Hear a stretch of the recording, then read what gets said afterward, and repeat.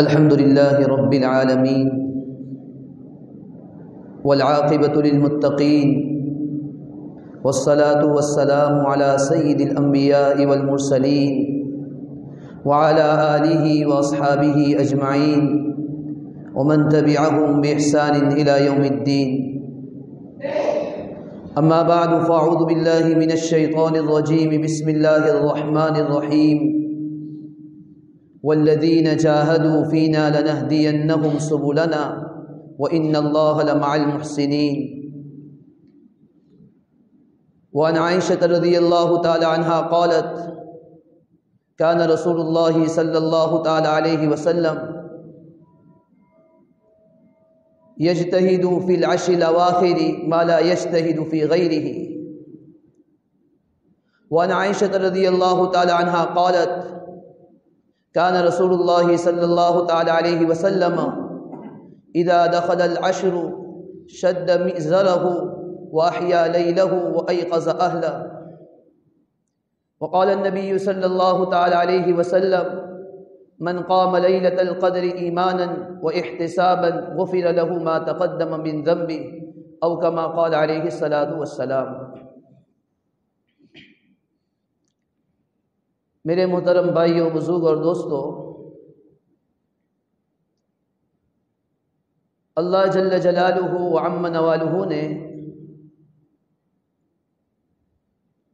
اس دنیا کے اندر بہت ساری مخلوقات بنائی ہیں، لیکن اللہ تعالیٰ نے ان مخلوقات میں یکسانیت اور برابری کے اصول کو ملحوظ نہیں رکھا ہے. کچھ نہ کچھ تفاوت اور فرق ضرور رکھا ہے.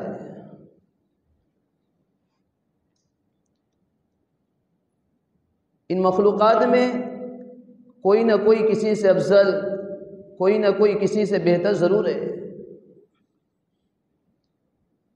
اب غور فرمائیں، ایک طرف اللہ تبارک و تعالیٰ نے شیر اور ہاتھی جیسے طاقتور جانور بنائے ہیں، دوسری طرف ہرن اور بکری جیسے نازک جانور بھی بنائے ہیں. اسی طرح آپ انسانوں میں مشاہدہ کر سکتے ہیں. اللہ تبارک و تعالیٰ نے دنیا کے اندر بہت سارے انسان بھیجے، بہت سارے انسان بنائے،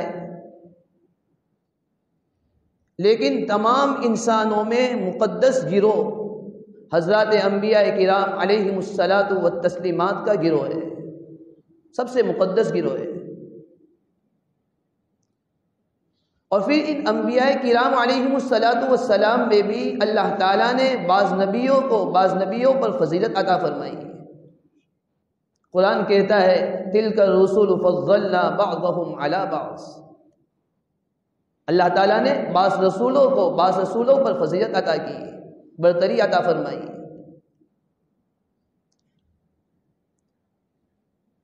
دنیا کے اندر زمین تو بچھا دی گئی،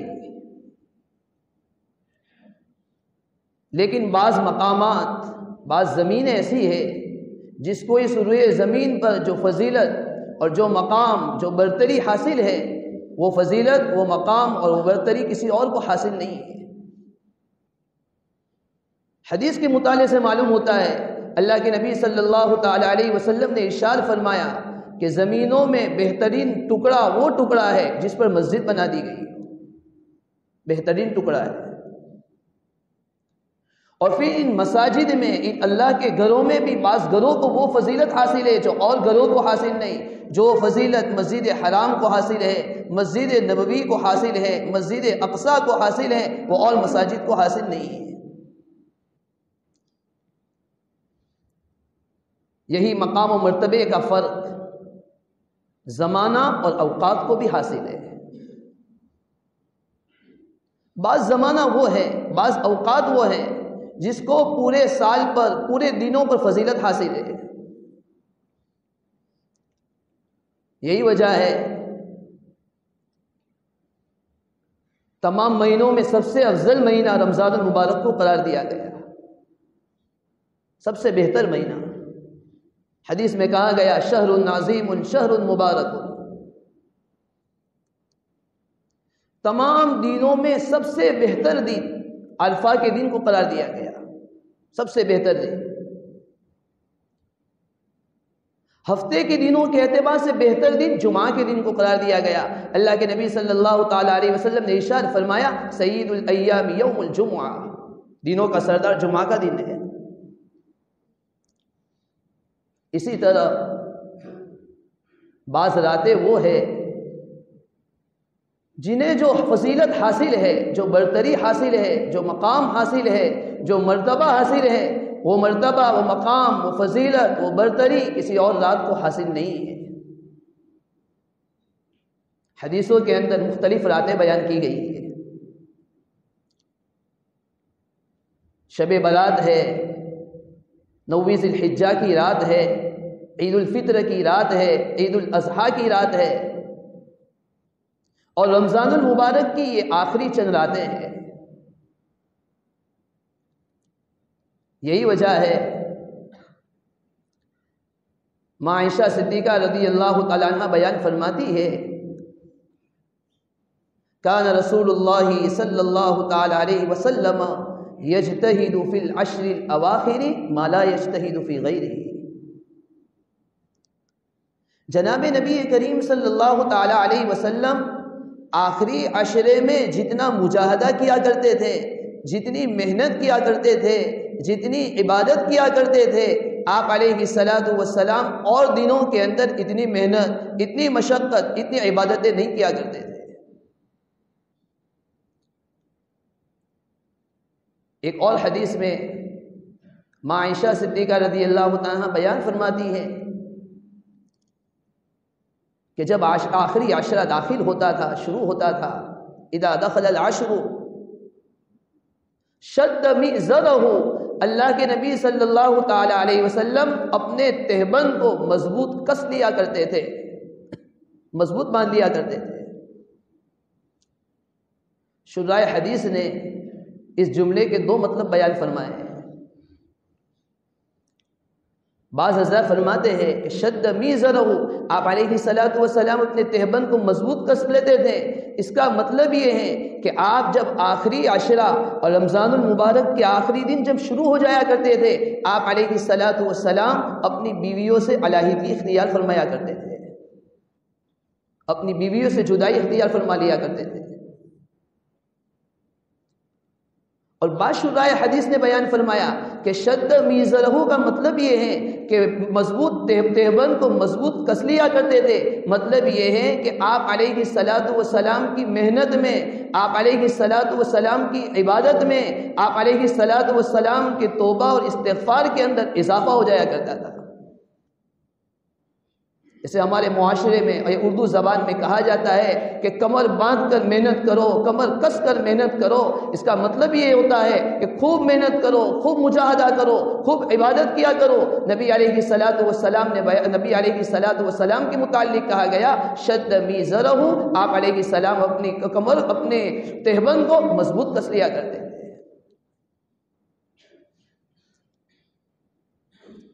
اب اندازہ لگائیے جناب نبی کریم صلی اللہ تعالی علیہ وسلم کیسی عبادت کرتے ہوں گے، کیسے اللہ کے سامنے روتے ہوں گے، کیسی عبادتوں کا اہتمام کیا کرتے ہوں گے. ہمارے اکابر، ہمارے اسلاف، بلکہ بعض عورتوں کے حالات ایسے لکھے ہیں جو ایسی عبادت کیا کرتی تھی، ایسی عبادت کیا کرتی تھی کہ اس دنیا کے اس زمانے کے اندر ایسی مثال بھی ملنا مشکل ہے. ایک صحابیہ رضی اللہ تعالیٰ عنہ کے متعلق لکھا ہے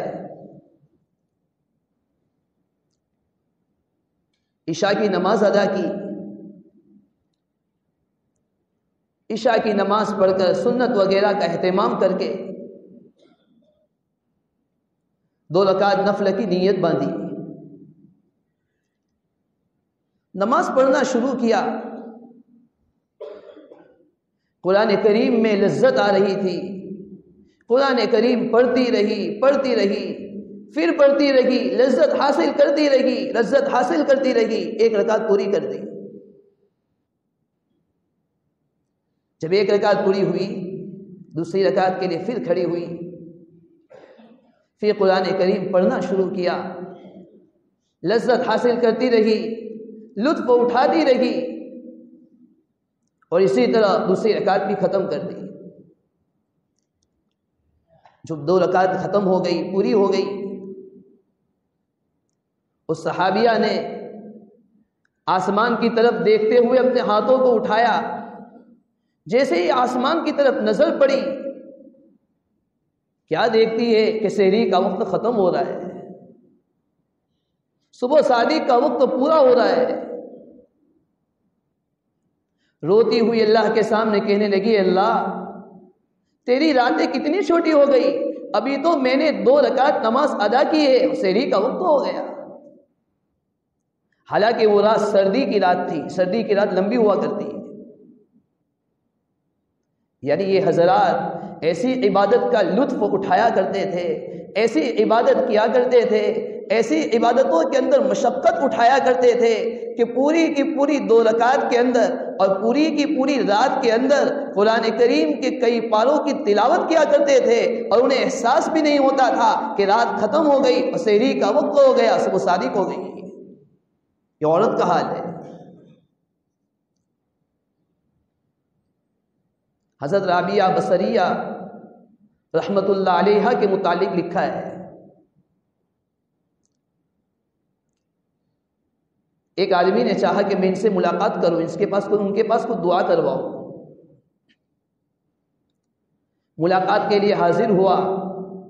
حضرت رابعہ بصریہ رحمت اللہ علیہا ظہر کی نماز ادا کر رہی تھی۔ سوچا کہ ظہر کے بعد ملاقات کر لوں گا، لیکن دیکھا جیسے ہی ظہر کی نماز ختم ہوئی، رابعہ بصریہ رحمت اللہ علیہا عبادت کے اندر مشغول ہو گئی، قرآن کریم کی تلاوت میں مشغول ہو گئی، اور عصر تک قرآن کریم کی تلاوت کرتی رہی۔ سوچا کہ عصر کے بعد ملاقات ہو جائے گی، عصر کے بعد گیا، دیکھا کہ عصر کی نماز ادا کی۔ عصر کی نماز ادا کرنے کے بعد تسبیحات کے اندر اور ذکر و تلاوت میں مشغول ہو گئی، یہاں تک کہ سورج غروب ہو گیا اور مغرب کا وقت ہو گیا۔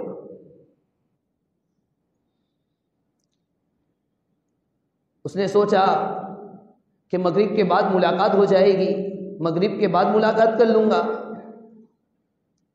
مغرب کی نماز ادا کی، وہ آیا، اس نے دیکھا کہ حضرت رابعہ بصریہ رحمت اللہ علیہا نے مغرب کی نماز کا سلام پھیرا، سنت کا اہتمام کیا، اس کے بعد اوابین کے اندر قرآن کریم پڑھنا شروع کیا۔ قرآن کریم پڑھتی رہی، لطف حاصل کرتی رہی، لذتیں حاصل کرتی رہی، اور اسی حالت میں عشاء کی نماز کا وقت ہو گیا۔ اس نے سوچا اب کب ملاقات ہوگی، ہو سکتا ہے عشاء کے بعد ملاقات ہو جائے۔ عشاء کی نماز کے بعد حاضر ہوا، لیکن دیکھا کہ عشاء کی نماز حضرت رابعہ بصریہ رحمت اللہ علیہا نے ادا فرمائی۔ اس کے بعد اللہ کے سامنے کھڑی ہو گئی، نفل پڑھتی رہی اور نفل میں قرآن کریم کی تلاوت کرتی رہی، اور اسی حالت کے اندر پوری رات گزارتی۔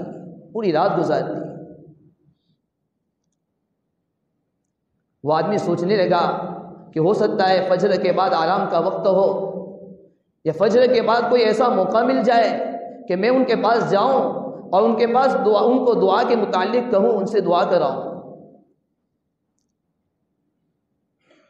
فجر کے بعد گیا، دیکھا کہ کچھ دیر آرام کر رہی تھی۔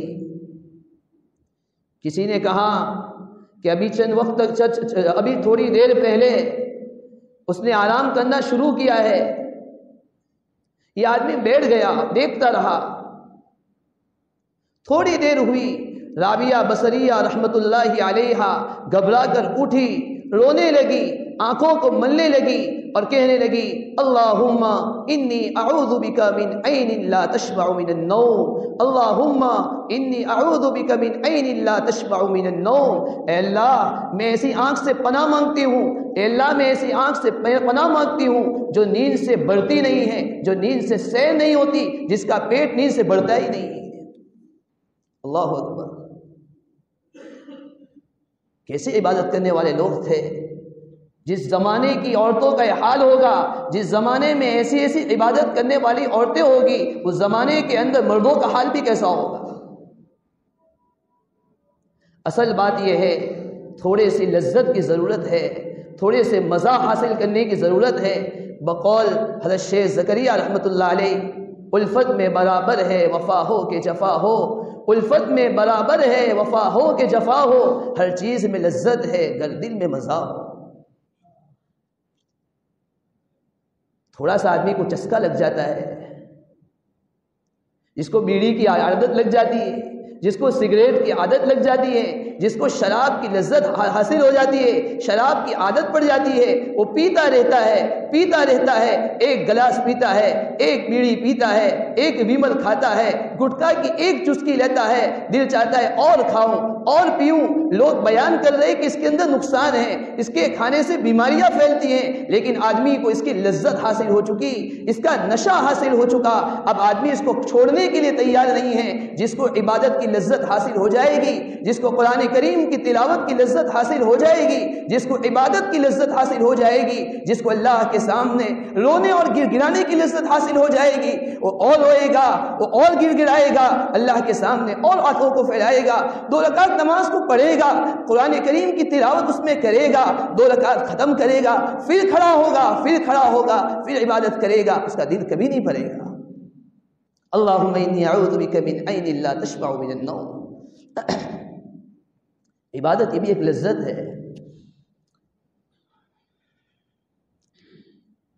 ان حضرات کا حال یہ تھا،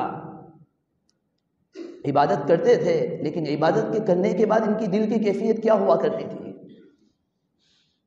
عبادت کرنے کے بعد ایک ہوتی ہے خالق کی شان اور ایک ہوتی ہے مخلوق کی شان۔ جناب نبی کریم صلی اللہ تعالی علیہ وسلم عبادت کا عام دنوں میں اتنا اہتمام فرماتے تھے، صحابہ کرام رضی اللہ تعالیٰ عنہ اجمعین بیان فرماتے ہیں حتی یتورمت قدماہ، آپ کے دونوں پاؤں مبارک پر ورم آ جایا کرتا تھا۔ ہمیں بیٹھے بیٹھے ورم آ جاتا ہے، ہمیں اور جگہ پر کھڑے کھڑے ورم آ جاتا ہے، یہاں نبی علیہ السلام کا حال یہ تھا، آپ ایسی عبادتوں کے اندر مشقت اٹھایا کرتے تھے کہ آپ کے پاؤں مبارک پر ورم آ جاتا تھا۔ اور دنوں میں حال، آپ نے شب برات کے متعلق روایت سنی ہوگی، ماں عائشہ صدیقہ رضی اللہ عنہا بیان فرماتی ہیں آپ علیہ السلام نے اتنا لمبا سجدہ کیا، میرے دل میں یہ بات آئی کہ کہیں آپ علیہ السلام کی روح تو قبض نہیں ہو گئی، آپ علیہ السلام دنیا سے تشریف تو نہیں لے گئے۔ اور دنوں میں عبادت کا اہتمام، اور جب رمضان المبارک کا ایام شروع ہوتے تھے اور خصوصی طور پر آخری ایام شروع ہوتے تھے، آپ علیہ السلام کی عبادت میں اضافہ ہو جایا کرتا تھا۔ ان سب کے باوجود، حالانکہ آپ علیہ السلام کے متعلق قرآن کہتا ہے، اللہ تعالیٰ نے فرمایا لِيَغْفِرَ لَكَ اللَّهُ مَا تَقَدَّمَ مِن ذَنبِكَ وَمَا تَأَخَّرَ، نبی جی آپ کے اگلے پچھلے گناہوں کو معاف کر دیا گیا ہے۔ اتنی عبادتیں کرنے کے بعد آپ علیہ السلام اللہ کے سامنے اپنے ہاتھوں کو اٹھاتے تھے اور یوں کہتے تھے ما عبدناک حق عبادتی وما عرفناک حق معرفتی، اے اللہ ہمیں جیسی آپ کی عبادت کا حق ادا کرنا چاہیے تھا ہم نے نہیں کیا، ہمیں جیسی آپ کی معرفت حاصل کرنے چاہیے تھی آپ کی معرفت ہم حاصل نہیں کر سکے۔ امام اعظم ابو حنیفہ رحمۃ اللہ علیہ کے متعلق لکھا ہے 40 سال تک عشاء کے وضو سے فجر کی نماز ادا فرمائی، اتنا عبادت کا اہتمام ہوا کرتا تھا۔ ان سب چیزوں کے باوجود حج کے لیے تشریف لے گئے، بیت اللہ کا طواف کیا، طواف کرنے کے بعد مقام ابراہیم پر آئے، 2 رکعت نماز ادا کی، اللہ کے سامنے اپنے ہاتھوں کو اٹھایا اور اللہ کے سامنے کہنے لگے ما عبدناک حق عبادتی، ما عبدناک حق عبادتی، اے اللہ ہمیں جیسی آپ کی عبادت کا حق ادا کرنا چاہیے تھا ہم آپ کی عبادت کا حق نہیں کر سکے۔ میں اور آپ تو یہ سمجھتے ہیں ہم نے تھوڑی عبادت کر لی، ہم نے تو سمجھ لیا کہ ہم نے تو اللہ کی عبادت کا حق ادا کر دیا۔ اللہ کو کہنا پڑا وما قدر اللہ حق قدری، وما قدر اللہ حق قدری، اور ایک جگہ پر کہا یا حسرتن علی العباد، ہائے افسوس ہے بندوں پر، ہائے یا حسرتن علی العباد۔ تو مخلوق کی شان یہ ہے عبادت کرنے کے بعد اللہ کے سامنے یہی سمجھتا رہے، اللہ کے سامنے یہی کہتا رہے اللہ جیسی عبادت کا حق ادا کرنا چاہیے تھا میں نہیں کر سکا۔ حضرت عبداللہ ابن مبارک رحمۃ اللہ علیہ اپنے وقت کے بڑے محدث، بڑے بزرگ گزرے، اتنے بڑے محدث تھے کہ ایک ہی ایک وقت کے اندر ان کے پاس 40 ہزار آدمی حدیث پڑھا کرتے تھے۔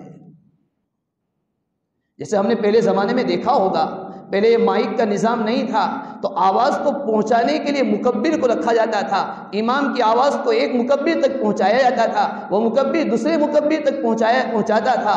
اسی طرح اتنا بڑا مجمع ہوا کرتا تھا کہ عبداللہ ابن مبارک رحمۃ اللہ علیہ ایک حدیث پڑھتے تھے، ایک حدیث کو ایک آدمی سنتا تھا، وہ حدیث دوسرے مجمع تک پہنچاتا تھا، وہ تیسرے مجمع تک پہنچاتا تھا، 40 ہزار آدمی اس طرح حدیث پڑھا کرتے تھے۔ کئی لوگوں نے ان کے ہاتھ پر اسلام قبول کیا، کئی لوگ ان کے ہاتھ پر بیعت تھے۔ موت کا وقت آیا، بستر پر لیٹے ہوئے ہیں، عبداللہ ابن مبارک رحمۃ اللہ علیہ کے پاس ان کے بہت سارے شاگرد حدیث کا درس حاصل کرنے والے بیٹھے ہوئے ہیں۔ عبداللہ ابن مبارک رحمۃ اللہ علیہ نے فرمایا اپنے شاگردوں سے مجھے نیچے لٹا دو، زمین پر سلا دو۔ شاگرد حیران ہو گئے، اتنی ساری حدیثیں پڑھانے والا، اتنا بڑا محدث، آج وہ یہ کہہ رہا ہے آخری وقت ہے، آخری وقت میں کہہ رہا ہے مجھے نیچے لٹا دو، نیچے نہ کوئی قالین ہے، نہ کوئی فرش ہے، نہ کوئی پتھر ہے، زمین ہے، زمین پر لٹا دو۔ استاد کا حکم تھا، شاگردوں نے لٹا دیا۔ استاد کی حالت کو دیکھ کر شاگردوں کی چیخیں نکل گئی۔ عبداللہ ابن مبارک رحمۃ اللہ علیہ اپنی داڑھی کو پکڑنے لگے، اپنے رخسار کو زمین پر رگڑنے لگے، رخسار کو زمین پر رگڑ کر کہنے لگے یا اللہ عبداللہ کے بڑھاپے پر رحم فرما دے، عبداللہ کے بڑھاپے پر رحم فرما دے۔ شاگرد حیران رہ گئے، لوگ تعجب میں پڑ گئے، اتنا بڑا محدث، لوگوں کے پاس لوگ اتنی حدیثیں حاصل کرنے والے، اتنے شاگردوں کا ہجوم۔ عبداللہ ابن مبارک رحمۃ اللہ علیہ آخری وقت میں اللہ کے سامنے یہ نہیں کہہ رہے کہ اللہ میں نے اتنی عبادتیں کی ہیں، میرے ہاتھوں پر اتنے لوگوں نے ایمان قبول کیا ہے، میرے ہاتھوں پر اتنے لوگوں نے بیعت حاصل کی، بیعت کی ہے، یہ نہیں کہنے نہیں لگے، بلکہ اللہ کے سامنے کہنے لگے اے اللہ عبداللہ کے بڑھاپے پر رحم فرما دے، عبداللہ کے بڑھاپے پر رحم فرما دے۔ یعنی کوئی عمل اس قابل نہیں سمجھا کہ جو اللہ کے سامنے پیش کر سکے۔ عبادت کے کرنے کے بعد بندے کی یہ شان ہونی چاہیے۔ ہاں دوسری طرف اللہ تعالیٰ کی بھی ایک شان ہے، اللہ تعالیٰ بندوں کے اعمال کے بڑے قدردان ہیں۔ اللہ تعالیٰ کی ایک صفت قدردانی بھی ہے۔ کیسے قدردان ہے؟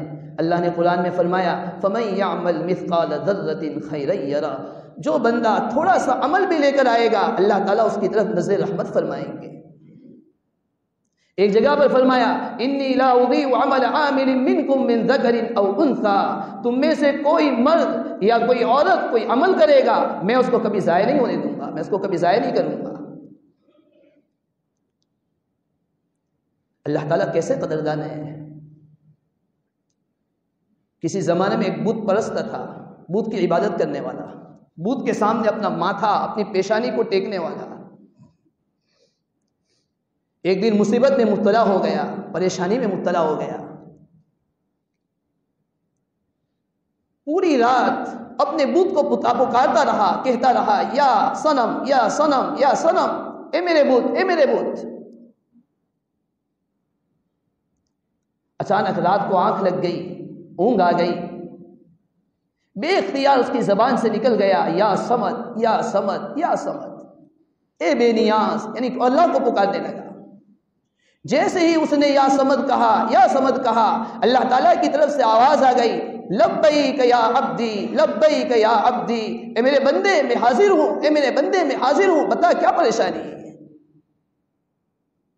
فرشتے حیران ہو کر کہنے لگے اللہ، یہ تو وہ آدمی ہے جس نے بتوں کی عبادت کی ہے، یہ تو بت پرست ہے، آج تک بت کی پوجا کرنے والا تھا، بت کے سامنے مانگنے والا تھا، اب تک تو یا سنم پوری رات پکارتا رہا، یہ تو اس کی آنکھ لگ گئی اور نیند کی حالت میں اس نے یا سمد کہا ہے۔